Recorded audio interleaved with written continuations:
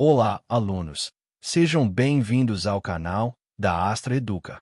Hoje vamos falar sobre um tema muito importante da Grécia Antiga e que até hoje influencia a nossa vida política: a democracia ateniense.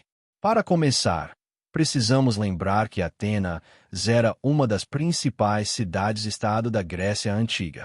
Ela se destacou não apenas pelo comércio, pela cultura e pela filosofia, mas também pelo seu sistema de governo, que ficou conhecido como democracia.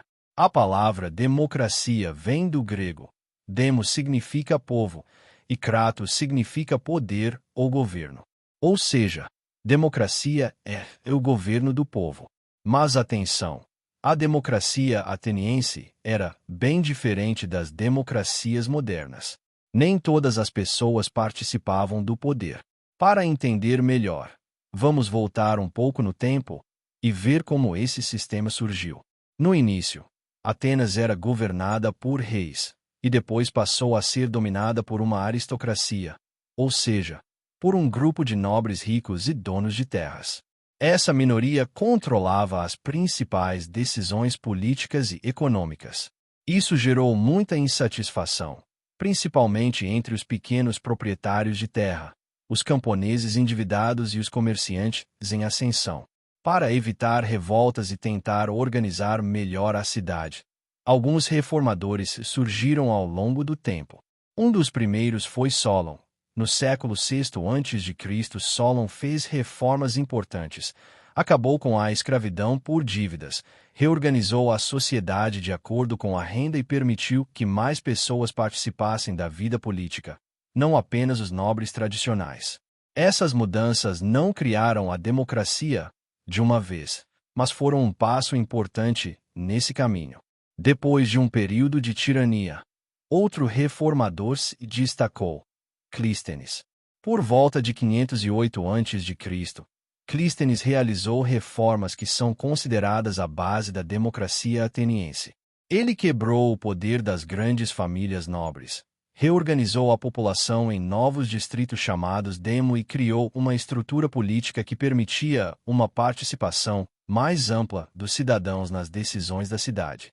Agora, vamos entender como funcionava essa democracia na prática. Em Atenas, o principal espaço de decisão era a Assembleia, chamada de Eclésia. Era lá que os cidadãos se reuniam para discutir e votar leis, decidir sobre guerra e paz, aprovar gastos públicos e outros assuntos importantes. Qualquer cidadão adulto do sexo masculino podia falar na Assembleia e dar sua opinião. Não havia deputados eleitos como temos hoje. A participação era direta. Além da Assembleia, existia um conselho, chamado de Bulé, que ajudava a preparar as leis e a organizar os trabalhos da cidade. Esse conselho era formado por 500 cidadãos, escolhidos por sorteio entre os atenienses. O sorteio era uma marca da democracia ateniense, porque se acreditava que ele aumentava as chances de participação dos cidadãos em geral, não apenas dos mais ricos ou influentes. Havia também os magistrados, que eram os funcionários públicos responsáveis por diferentes tarefas, como administrar justiça, organizar as finanças e comandar o exército. Muitos desses cargos também eram definidos por sorteio, e os mandatos geralmente eram curtos, para evitar que alguém ficasse muito tempo no poder. Outro órgão importante era o Tribunal Popular, chamado de Eliaia. Os jurados que compunham esse tribunal eram cidadãos escolhidos por sorteio, e tinham a função de julgar casos diversos.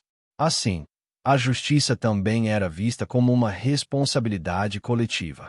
A democracia ateniense também tinha um mecanismo muito curioso chamado ostracismo. Uma vez por ano, os cidadãos podiam votar para expulsar temporariamente da cidade algum político que fosse considerado perigoso para a democracia, talvez por estar acumulando muito poder. Cada cidadão escrevia o nome da pessoa em um caco de cerâmica, chamado ostracon. Se um número grande de votos fosse alcançado, essa pessoa era exilada por alguns anos, sem perder seus bens, mas tendo que se afastar da política ateniense. Essa era uma forma de proteger o sistema contra possíveis ameaças. Agora, é muito importante destacar quem era considerado o povo em Atenas. A democracia ateniense não incluía todas as pessoas. Para ser cidadão, era preciso ser homem, maior de idade, nascido em Atenas e filho de pai e mãe atenienses. Mulheres, escravos, estrangeiros, chamados de metecos, e crianças não participavam da vida política. Isso significa que, na prática, apenas uma parte da população tinha direitos políticos completos. Mesmo assim, para a época, a ideia de que um grupo significativo de cidadãos livres tinha o direito e o dever de participar diretamente das decisões da cidade era uma grande inovação. A política não era vista apenas como assunto de reis ou nobres, mas como uma atividade que fazia parte da vida do cidadão. Participar da assembleia, servir como jurado, ocupar cargos públicos, tudo isso era considerado honorável. Com o tempo, especialmente no período de Péricles, no século V a.C., a democracia ateniense chegou ao seu auge. Péricles implementou medidas que permitiram a participação ainda maior dos cidadãos pobres, como o pagamento de pequenas quantias para quem participasse de alguns cargos e funções públicas. Isso ajudava a garantir que não apenas os ricos, mas também os mais pobres, pudessem se ausentar do trabalho por um tempo para servir a cidade. Nesse período, Atenas tornou-se um grande centro cultural, artístico e intelectual.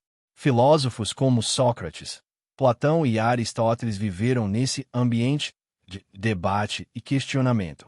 Teatros eram construídos, peças eram apresentadas, templos como Partenon erguiam-se na Acrópole, e a vida política era intensa.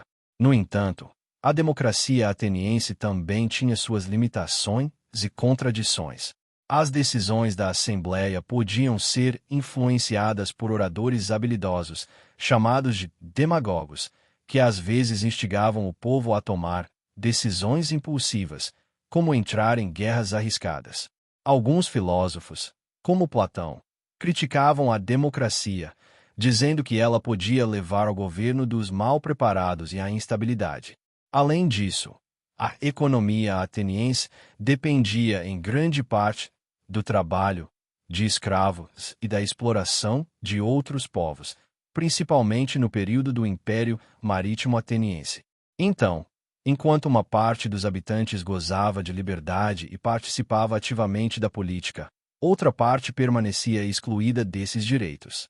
Com as guerras, especialmente a Guerra do Peloponeso contra Esparta, e com crises políticas internas, a democracia ateniense enfraqueceu. Houve períodos em que governos oligárquicos, ou seja, de minorias ricas, assumiram o poder. Embora a democracia tenha sido restaurada algumas vezes, ela nunca mais teve o mesmo brilho após essas crises.